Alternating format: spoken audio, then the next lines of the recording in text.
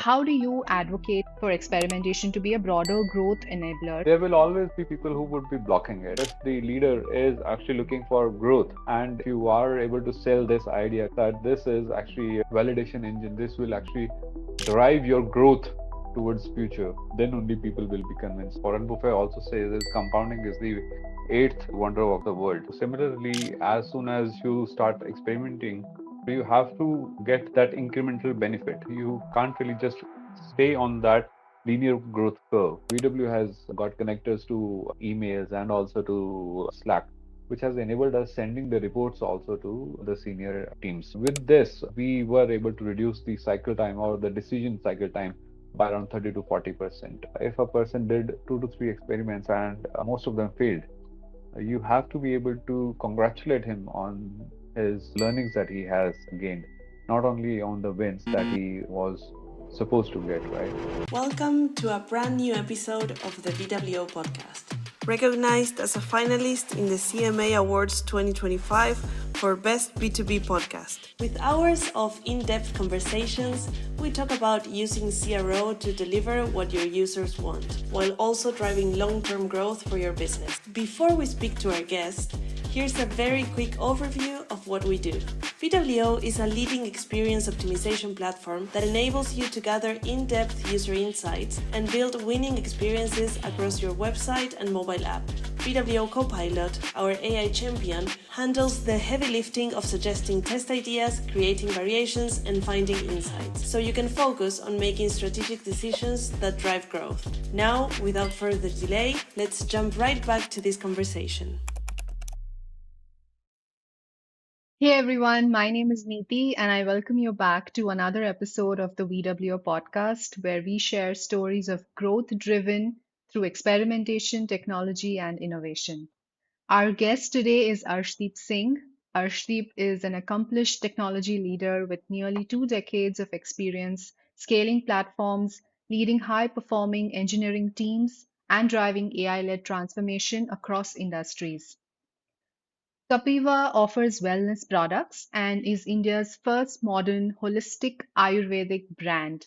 And in his previous role as Senior Director of Technology at Kapiva, Arshdeep led multiple functions, including engineering, data, IT, QA, and infrastructure.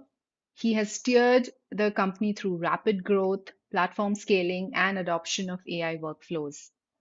During his tenure, Arshdeep has also leveraged VWO to turn data into actionable insights, aligning product experience, technology, and customer understanding into a unified growth engine. Hey, Arshdeep, welcome to the VWO podcast. Hey, thanks for calling me out.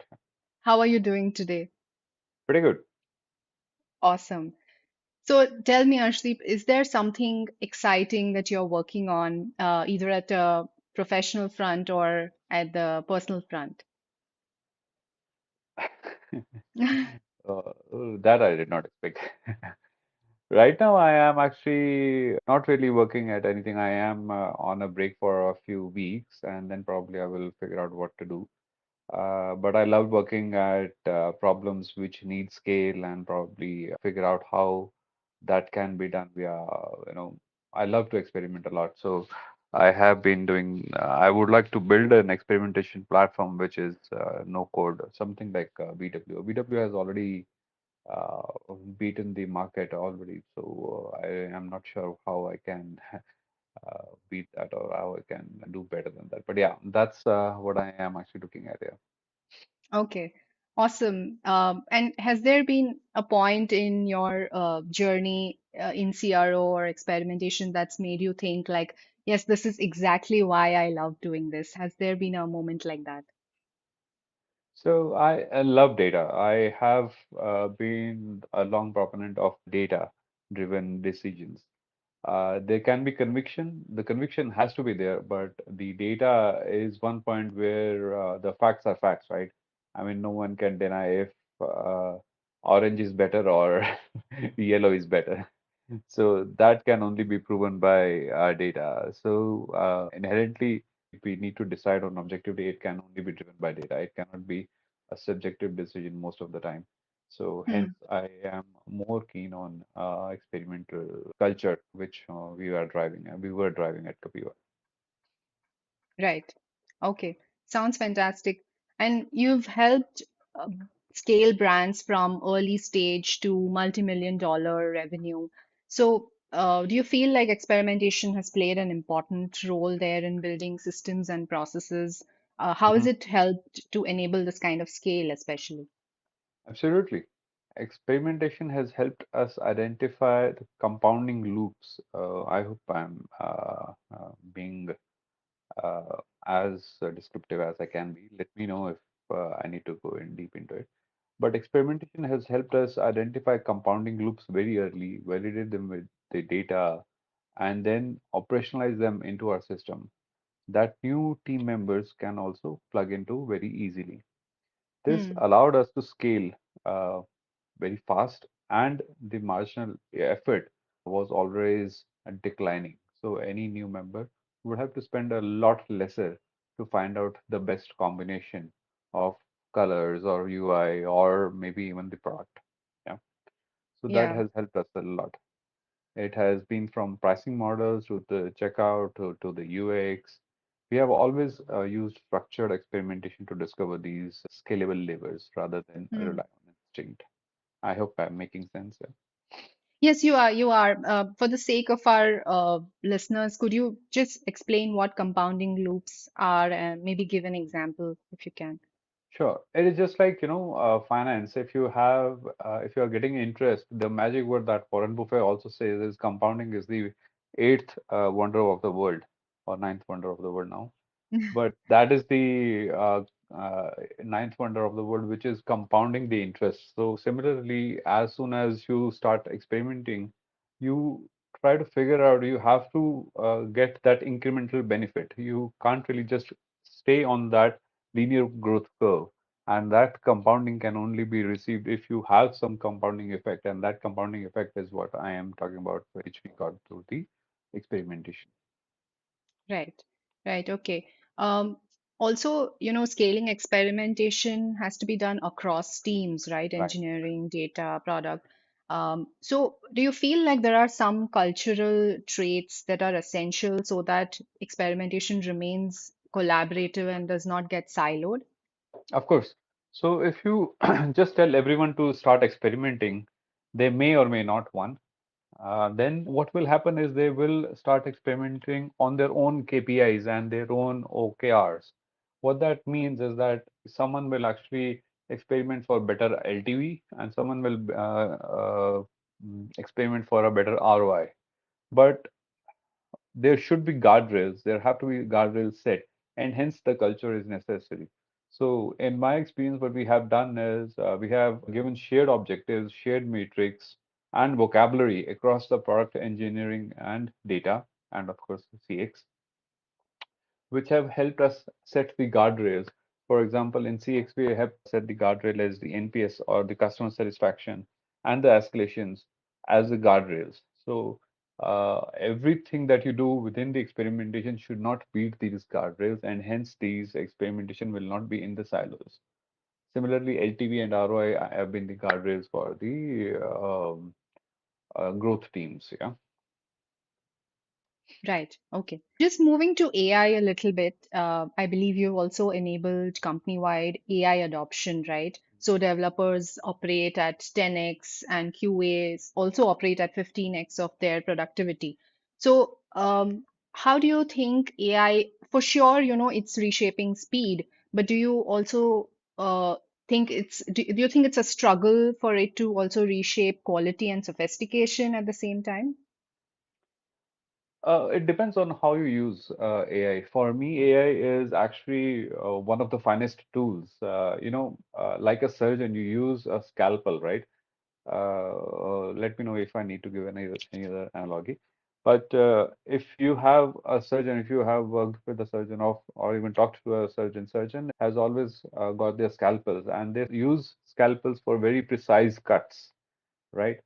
And that is how AI should be used. It cannot be used everywhere and anywhere, right? You have to figure out where you really need to use it.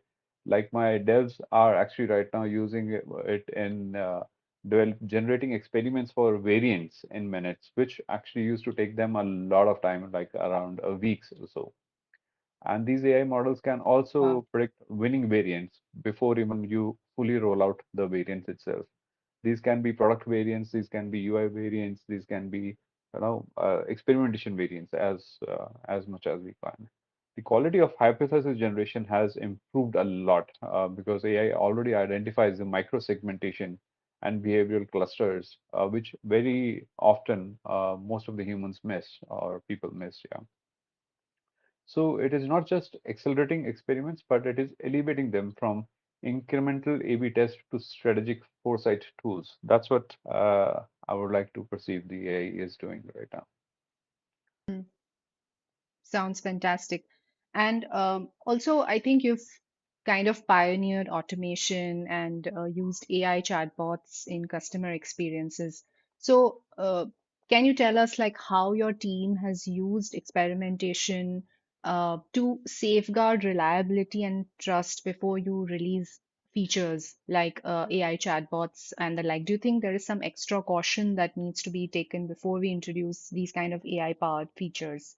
Yes, by definition, AI cannot give factual answers or deterministic answers. It learns by the history of human beings. Whatever the humans have fed it or trained it, that's where the AI learns. And hence, it can actually be incorrect or it can give, you cannot have a deterministic answer from it. I hope I'm making sense.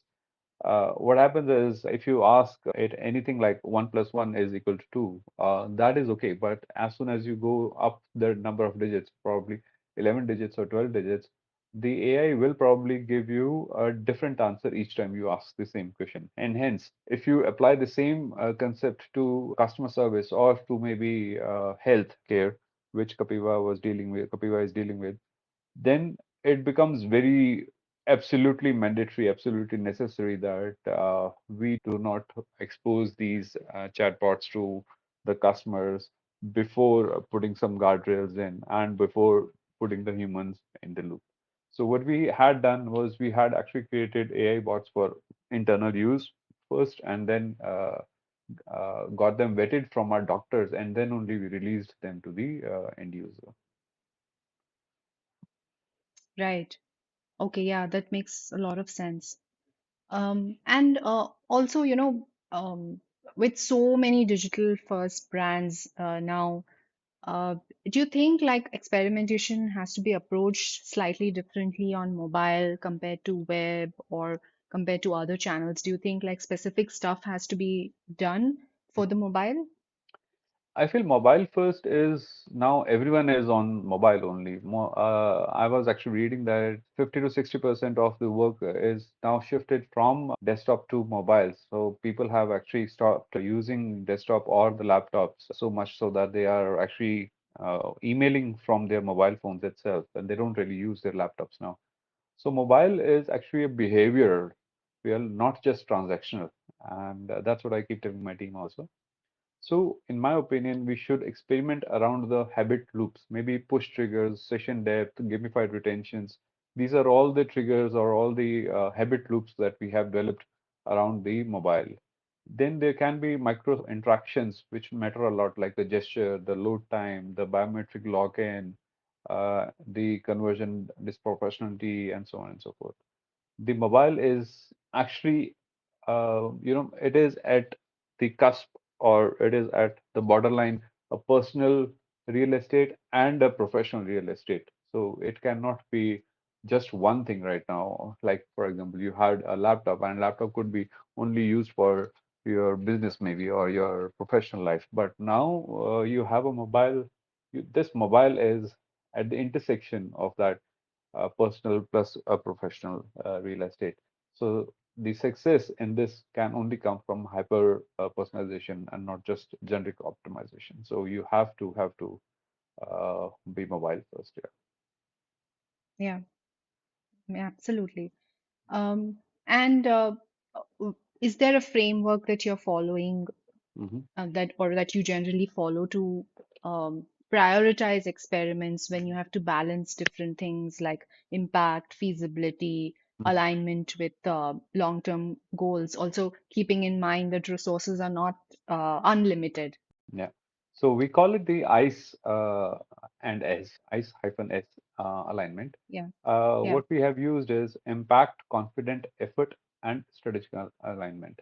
So ICE, like the cold ice, it comes with impact, starts with impact. Impact means as soon as you touch an ice, there is an impact. There is a very high impact of that you have touch a cold thing, but it is not really cold. But what we are talking about here is impact, meaning revenue, retention, or the LTV effect, which makes the I part of it. The C, the confidence, is the data backed or the intuition driven. It could be data backed or intuition driven. So you have to have conviction. You have to understand that being humans, we cannot really just get rid of our subjectivity. We cannot just get rid of our biases, right? There will always be bias, but that has to be backed by data. That's what I'm talking about. Then the effort which has to be spent in bringing this experimentation or implementing this experiment is the engineering and the ops cost. That's what I also am looking at. From strategically alignment, I am saying that does it actually make sense in the future? Will it actually be this useful in the future or not? Will it actually be long lasting? So I understand that orange color is better than blue, maybe, but it will not be very long lasting. There will always be labor's cost, which means that as soon as you keep seeing something, people get bored of it. And then utility of that particular thing diminishes very, very quickly. And hence the orange color will probably not last that long, but probably we bring in some kind of UX change or some kind of product change that will probably last for a longer time. That is the strategic alignment I am talking about. right. And so I'm sure you must have seen this framework also evolving with time, Yeah. right? Like, have you seen it go through some kind of change? And especially, I found that part really interesting where you said we can't completely discard human intuition and like the wisdom we carry. So do you do something mindfully to kind of enhance it? So yes and no. What happens is that if you bring it out to the people, they will straight away deny it, right? Do you understand? So if I tell someone that this is your intuition, that's what you're talking about, and they will absolutely want to deny it because they all want to be data driven and they all want to be, factually correct. It is not very politically correct these days to be biased or intuition based. But at the back of our heads, it is the intuition. It is our experience which is driving our intuition, and hence there is some merit to it. That merit can be always backed up with data. So if I can give you an example, yeah. So sorry for taking this example, but let's say if I ask you which electronic mixer is the best in Bangalore right now, right? So you would probably know a few names and you will take one of them, and I would probably also have the same, but so I will take Sujata probably because I have seen Sujata a lot in the juice shops and stuff, right? And they keep on going and going and going. But if you go to Kroma or someone else, they would probably tell you that Bajaj is the best, right?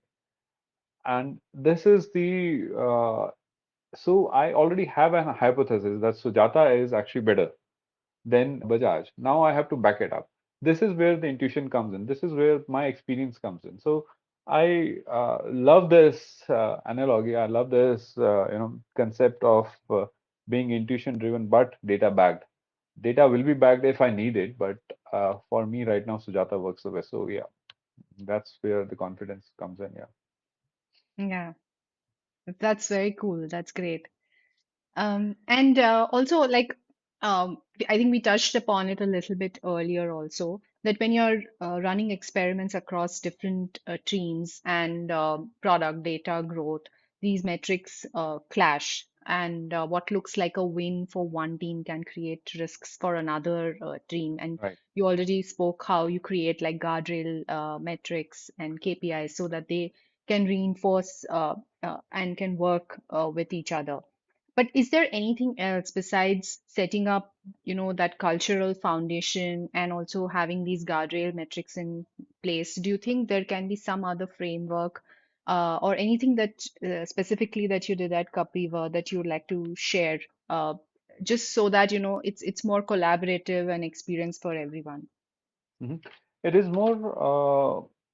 So most of the things I've already said, but one thing that always comes to my mind is the North Star metric. If the company has one North Star metric, it will always drive all the guardrails, all the other metrics, all the primary goals towards it. So if you have one something like, let's say in Kapiva, we actually optimize for checkout conversion a lot, and everything was driven towards it. We did not have any nonsense or upsells earlier on the checkout page just because we wanted to drive the checkout conversion to the highest, and that puts the guardrails, everything. So we had actually given the teams the free hand that they could use any experiment, right? They could do any experimentation, they could do any pixel conversions, but they could not really touch the checkout page at all. And if they had to touch the checkout page, the conversion could not drop. And they had to get special approvals for doing a checkout change or a checkout experiment. This all drove all of the units, all of the companies, LOBs into one cohesive unit, and they had this guardrail, they had this note matrix that this one cannot be done, changed. This has to stay as it is, and that really drove everyone into that picture. Mm. Yeah, awesome. Like everything else gets to contribute to it. And Yep. I mean, you're allowed to make mistakes elsewhere, Yes. but this is something that you cannot touch. Yeah. I also read that you worked with the leadership there at Kapiva on a 2.5 billion ARR strategy. And on the other hand, we still see that a lot of folks still view experimentation as simply a conversion tactic, right? I think it's just very recently that people have started saying Yeah. that let's look at experimentation more broadly beyond conversions. So, how do you advocate for this, for experimentation to be a broader growth enabler and something that merits attention at the leadership level? Mhm. So in the long term, what happens is, as I already told you, there is always a fatigue with the user of seeing the same product again and again and again and again. It does help in brand recall. For example, you would not want a change in Parle-G, right? A Parle-G will always, you want a Parle-G in the same packing. Parle-G has actually three to four different varieties, but we will probably always remember the yellow wrapper Parle-G. Same is the thing with Maggie. Maggie is one of the most iconic brands, and they have tried to experiment a lot. You see, they have chicken Maggie, they have masala Maggie, they have soupy Maggie, they have Chinese Maggie, and so on and so forth. But only one Maggie is what is lasting. That is their strategic uh, thing that they have done. But if they have also experimented, right, and that's where they have actually found out that this is the one that lasts. Parle-G also found out that this is what actually lasts. So in both of these decisions, they have actually figured out if there was someone else who's gonna introduce a new flavor and win over Maggie or a Parle-G, why not it be us? Cannibalism is actually better in products rather than in humans, but that's what these all businesses did, right? And hence, in my opinion, the experimentation should actually be used as a capital allocation decision tool. Where should the capital be allocated next? You have to find out if you have one of the products which is doing awesome, which is actually industry defining, like Shilajit was industry defining. Then we came up with Shilajit Gold, and then we have two to three more products in line. Diaphragm is another one, which is in line. These are all de-risking mechanisms. This experimentation, because of these different products, we have been able to put out. Because if someone else is gonna give me a product or give my customers a product which is better than Shilajit, why not it be me? I can give you a better Shilajit in the form of a Shilajit gold, right? And that's where whole of this Kapiva's new growth engine is coming into picture now. So the strategy validation engine for the new business lines is what the experimentation should be looked at. It is just not just the conversion uplift anymore. Yeah. And would you say that this is exactly how you would talk about it with the leadership also? Like, I think that's a roadblock that a lot of people face, right? That they're not able to convince their leadership for investment into experimentation and CRO and investing Yes. even in a platform for it. Any tips for them? See, there will always be people who would be blocking it, and there will be people who would be blocking it just for blocking it. But if a person is actually, or if the leader is actually looking for growth, and you put it as a growth tool instead of just a conversion tool, then only you would be able to make your case with them. If you are actually telling them that this tool is going to help you in building probably a better UX, that will probably not last. You have to have an impact, as we already talked about the ICE factor, the ICE hyphen S factor. If you are able to sell that, and believe me, everyone is a seller. They may or may not agree to it.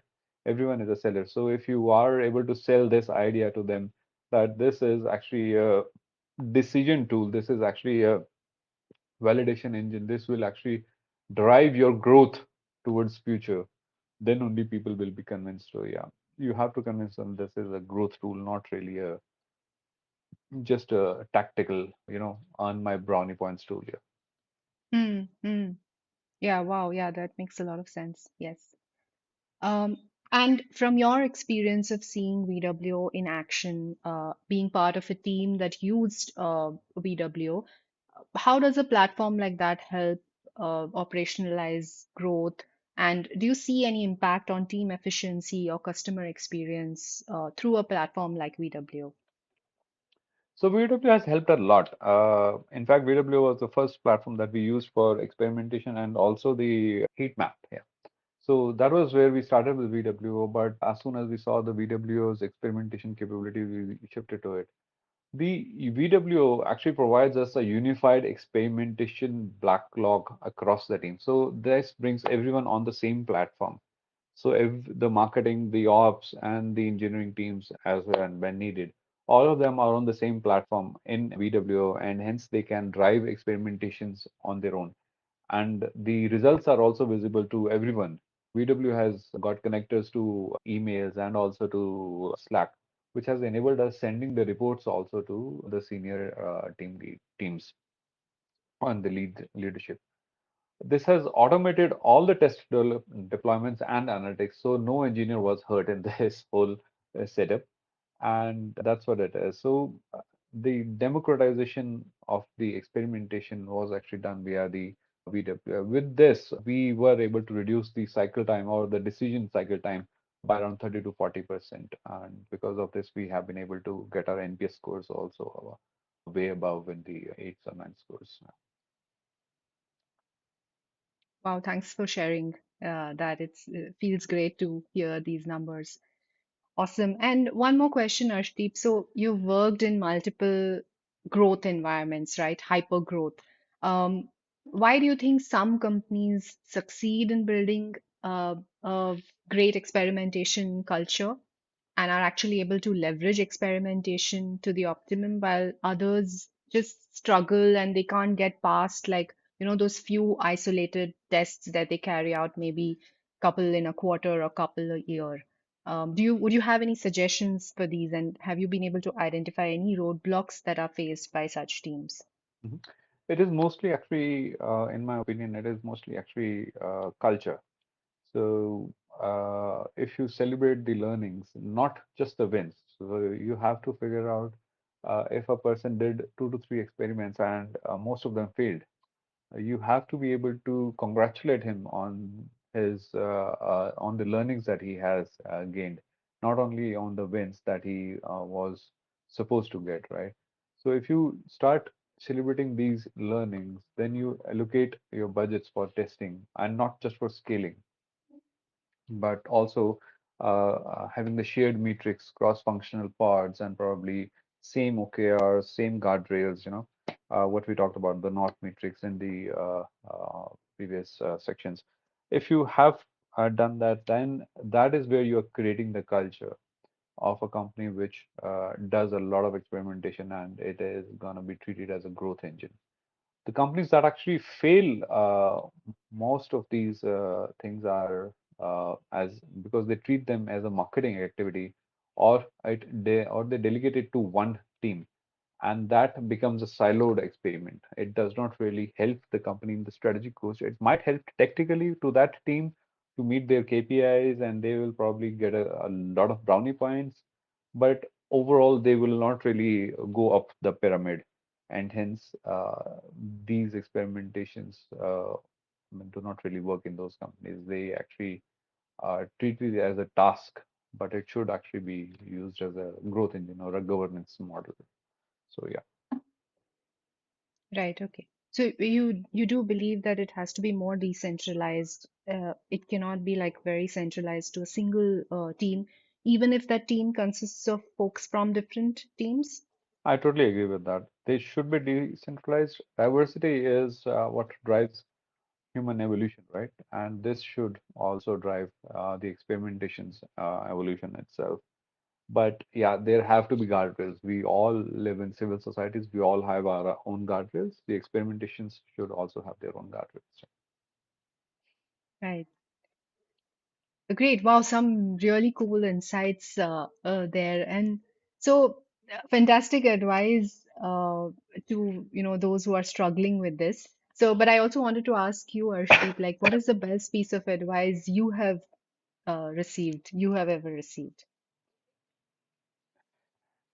All right. I have not really thought about that now that best way. So during the COVID period, there was a doctor who used to say that these were very bad times, the COVID times, right?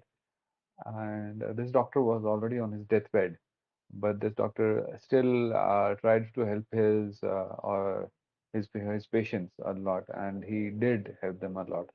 And all that he did was tell that the show must go on. This is from a Raj Kapoor's picture movie. I hope you have seen it.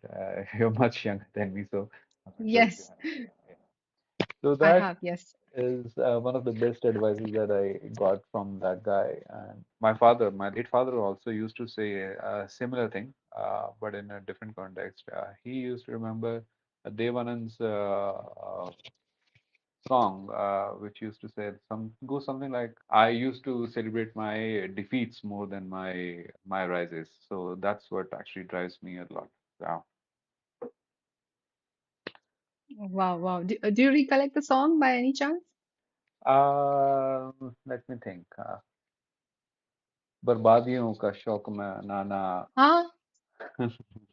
So that's so बर्बादियों का शौक मनाना फिजूल था. बर्बादियों का जश्न में मनाता चला गया. That's what Yes, yes. my father. That was one of the best advices that I got. Yeah. Yeah, yeah. Mm. Wow. Yes, awesome song and absolutely awesome advice. And it brings us to the final segment, after which I'll let you go shortly. But I just have a couple of rapid fire questions for you, if you're ready for it. Sure. Yes. Okay. Question one. So, if you were starting a career in CRO today, all over again, is there one thing that you would do differently? Probably I would have started experimentation a lot earlier, on from Hmm. the day one or day two. Yeah. From day one. Yeah, right. One thing that your non-industry friends still don't understand about your job. Non-industry friends don't understand. I'm not sure. Oh, it is not all air conditioning that I am sitting in. There's a lot of hot water that I am already in. Yes. And uh, is there one person that you would suggest every CRO professional must follow, as in on social media or books they should follow? Mm. I unfortunately forget the names of the people, but I do follow a lot. Um, I would say follow where your heart goes. Okay, okay.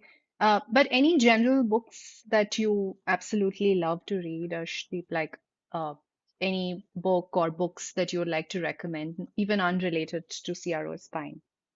So it is mostly psychological books that I would recommend people to read because it is, and especially the CROs, they should read about human psychology uh, before putting in their own thoughts or before assuming that anything would work for the people. They have to understand the human or the customer psychology. Yeah. So there is also Design of Things, a book which I am very passionate about.